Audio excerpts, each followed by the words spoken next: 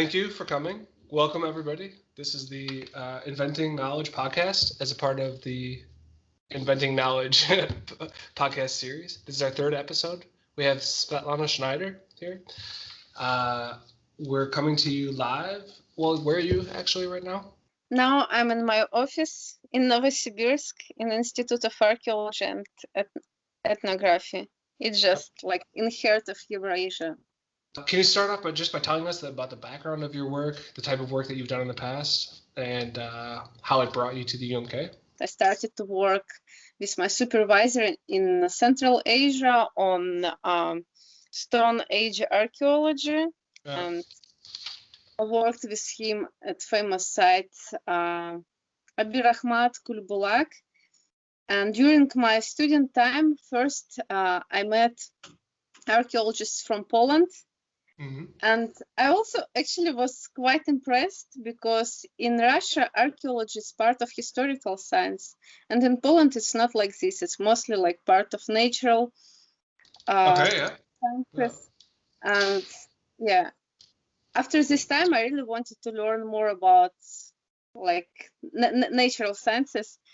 And there I met my colleagues, Magda and Maciek Reitzer, and we started to collaborate with them a lot, and we are working together in Kyrgyzstan and start our project in Tajikistan.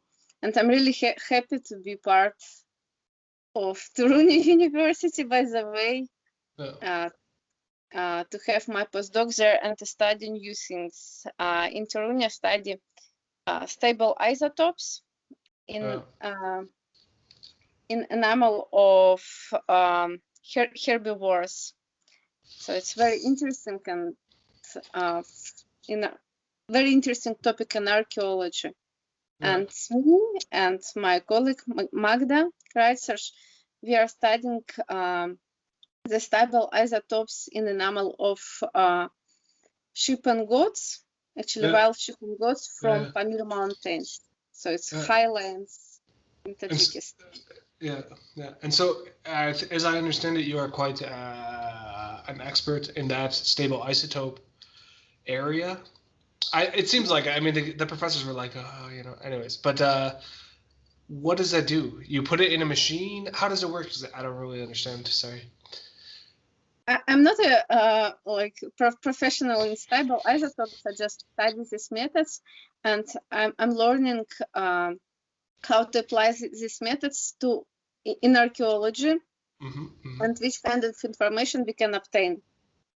And Magda, she's professional in this method, and I'm just learning it from her. Okay.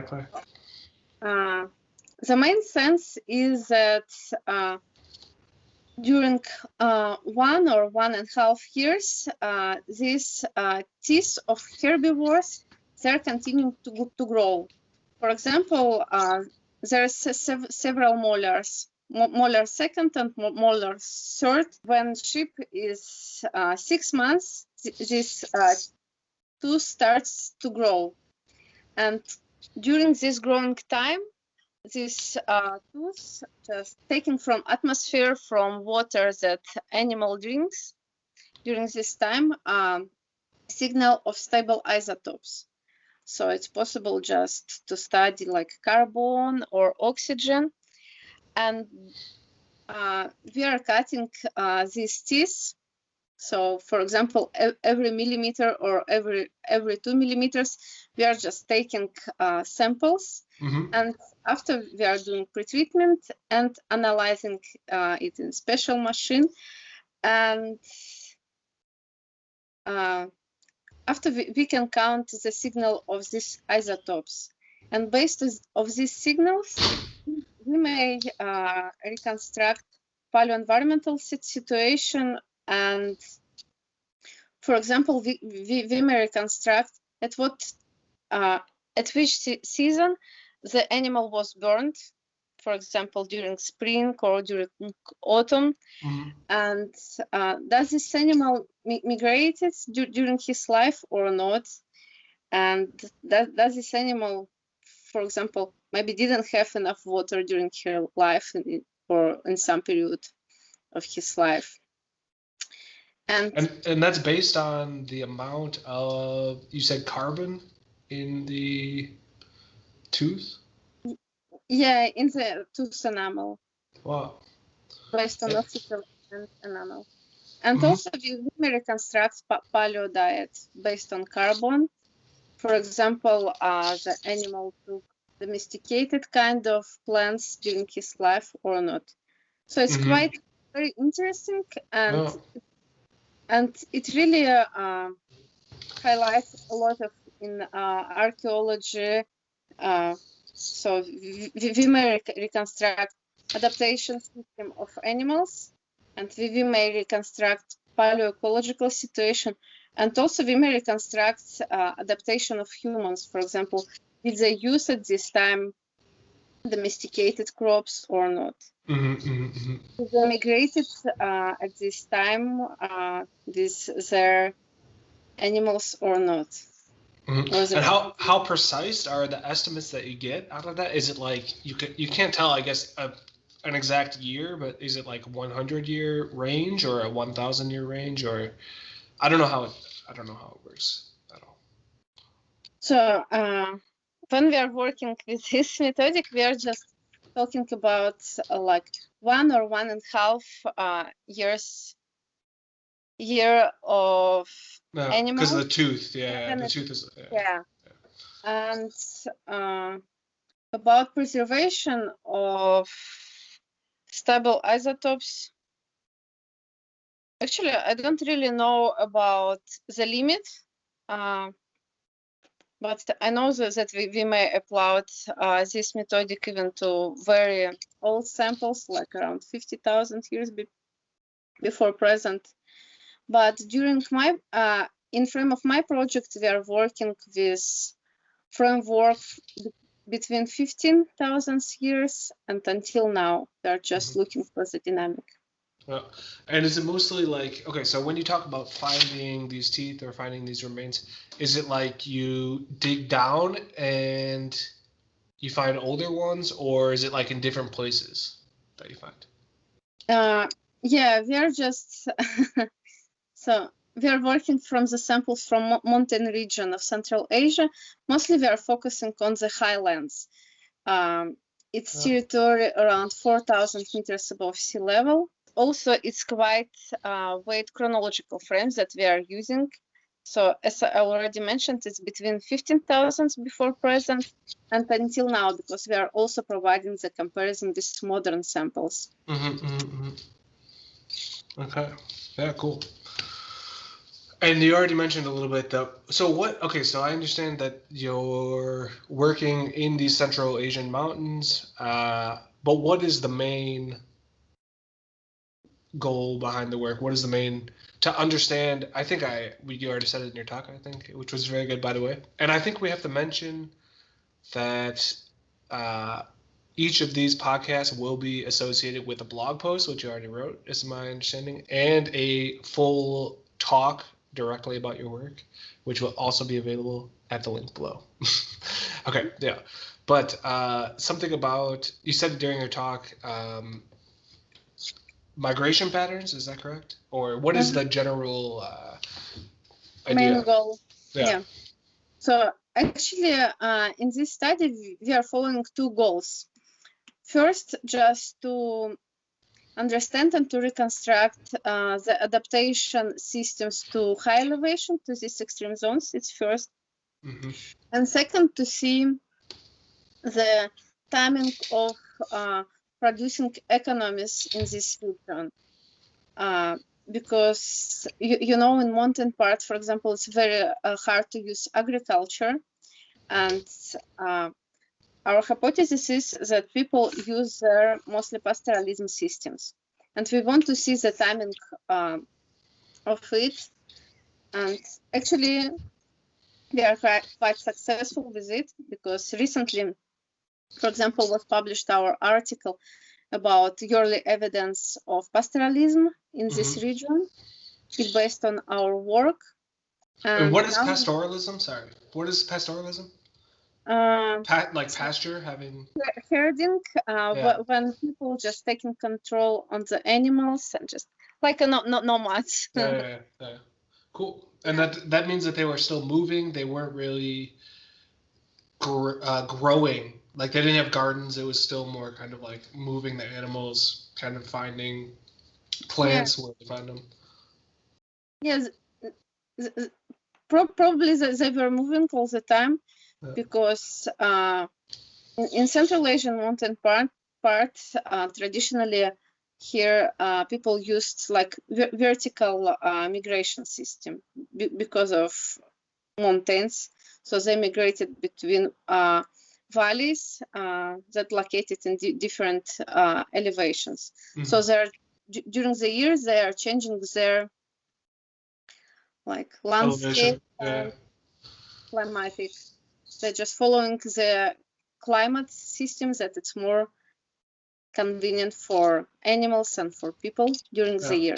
Yeah. And for example, like in steppes, like in Kazakhstan or in Khakassia, people doing just horizontal migrations because it's like open landscape and so on, and just to follow your like ecological niche, you have to use this kind of system.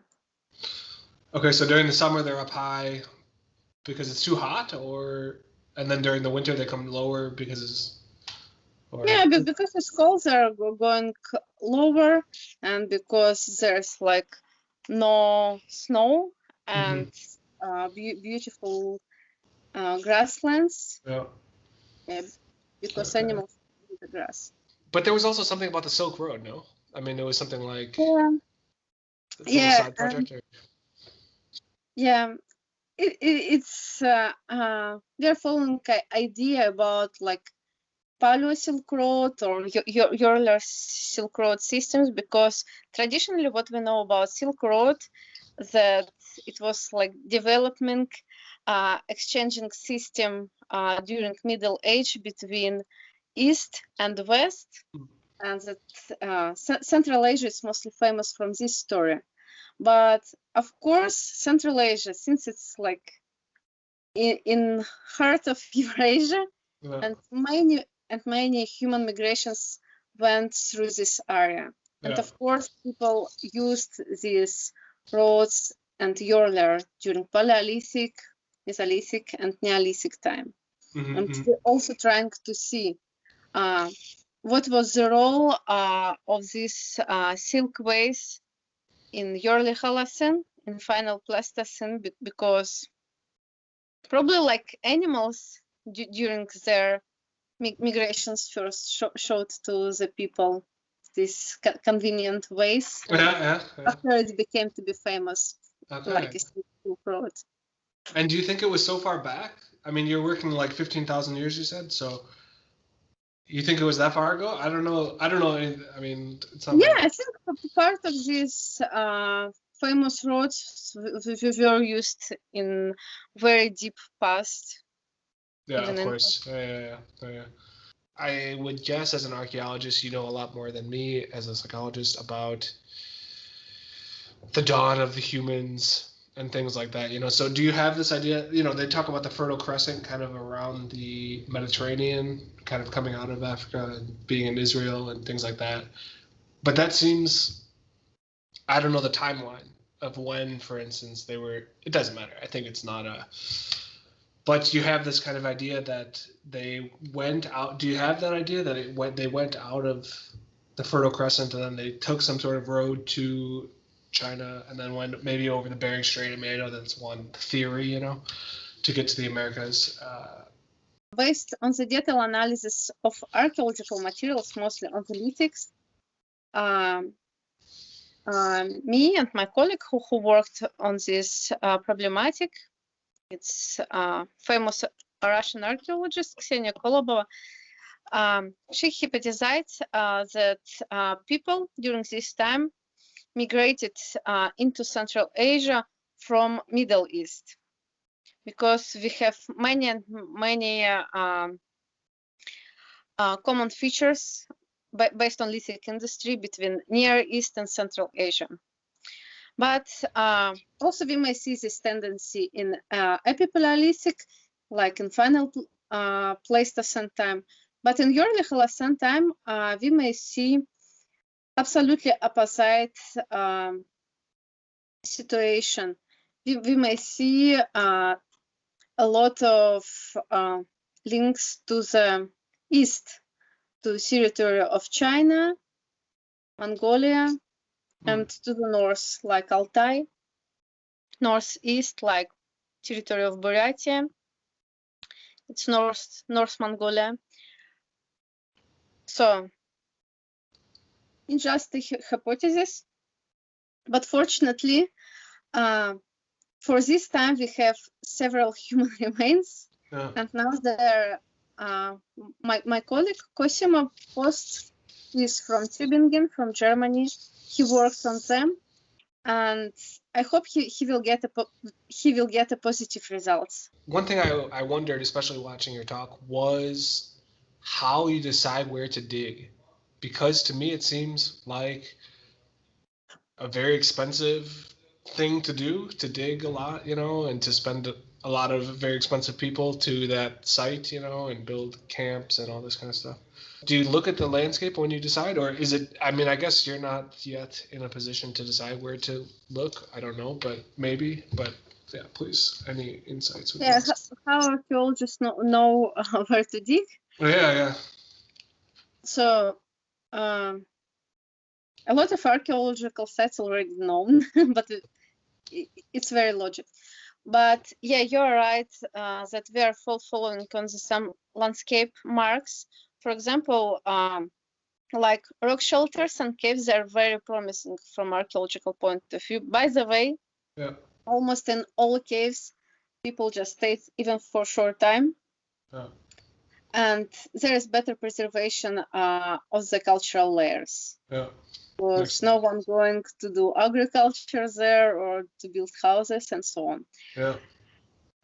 Also, it's very, very useful to talk to the local people because they know about their local story, or someone like old guy, when he was child, he found some ceramics somewhere and he can show to you this place, and you can make just a test pit to check it. And also, for example, we know about paleo rivers. For example, like 60,000 years ago, here was river, and usually people prefer to camp at the, how do you say? I think the bank of the river. Yeah, at the bank of the two rivers, where it's just like at the cross rivers area. So it's also based on geomorphology. Yeah, so it's geomorphology that we know that like cross rivers and caves, rock shelters, they are very prospective, and talking to the local people. Yeah. And does the landscape change? So, I guess, how would you know there used to be a river there? I don't know exactly. I'm a noob. But how would you know that there used to be a river there? And for instance, there's like special marks at the landscape. Just to know a little bit of geomorphology, you may have decided about it. Okay, cool. And just also by looking to geological maps. Yeah, like where the valley is or something. Like that. And actually, for example, like a lot of late sites, like kurgans, settlements, you just may see from the satellites pictures. Yeah, sounds good. Yeah, it makes a lot of sense that they want to live near water, Yeah. But I could imagine, for instance, where the water is changes from year to year, and even things like, okay, the water was shallow here so people could cross it, but now 1,000 years later it's like, okay, somebody came through and just dug and now it's gone. If you could choose to work in some area, like furthering this understanding of the Silk Road, or evidence for pastoralism, or if you're going to write a big grant, what would you write about? For me, for now, the most interesting and promising looks the study of extreme territories with extreme and challenging climate and landscape. So it's like highlands, for example, in Central Asia, where I'm working. But also, it's very interesting to work. It's like deep north, Yeah. because we have in our imaginations that it's just like absolutely, I don't know, Empty. Yeah. no, empty territory. Yeah, Yeah. it's very harsh climate and so on. Mhm. But it was not like this always. Yeah. Yeah. These territories were populated before in ancient time. Interesting. Yeah. Sounds Yeah, great. Sounds cool. to work there. And also, what is good for modern archaeology is that our modern archaeology mostly based on bioarchaeological science. So there's very good preservation of organic materials. You just may provide so much approaches, and to get so much data, Yeah. it's just amazing. Cool. Cool. Cool. And you're interested, especially in this isotope dating, is that true? And you'd maybe like to see more about how that works? I don't know exactly. Excuse me. Yeah, like personally for me, what I would like, or what I can, how to work and how to apply these isotopes that I'm learning, and also proteomic analysis and like zooarchaeology by mass spectrometry. You spent some time at the NCU last year, is that correct? I think. And I just want to, yeah.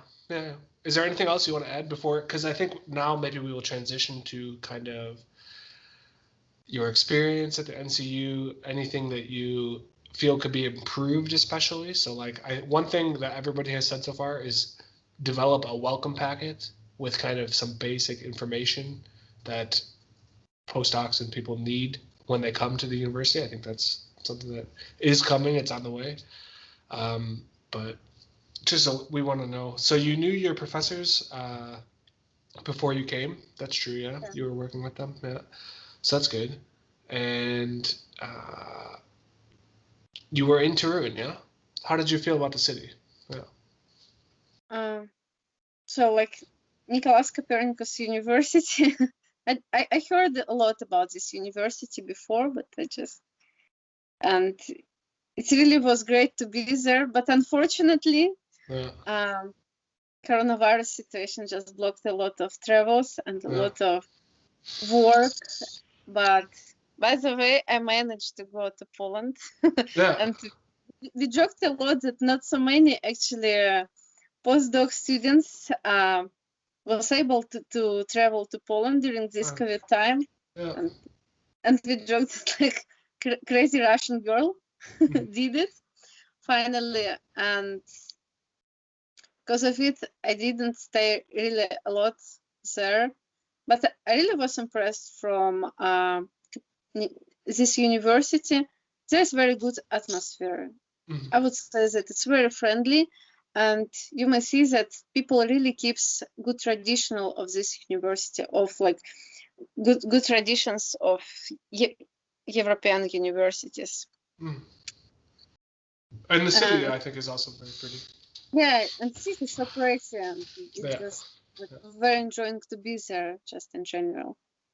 And people who work in archaeological departments, they're like great specialists. That they're famous for whole world, but it's not enough to be good specialists. You have to be good persons, and there's many of good persons. I really felt me like in very friendly atmosphere. People was very welcoming to me, so it was great time. Unfortunately, not so long time. And that's okay. But good for me that we just may communicate with my professor from Turin University. Just all the time I'm asked so many stupid questions about my fellowship, and I ran some part of the samples here. And based on her protocols. Cool. So work is going on, but it's really sad that we have some kind of limits with coronavirus now. I guess you'll come back at some point in the future. Yeah, I hope. I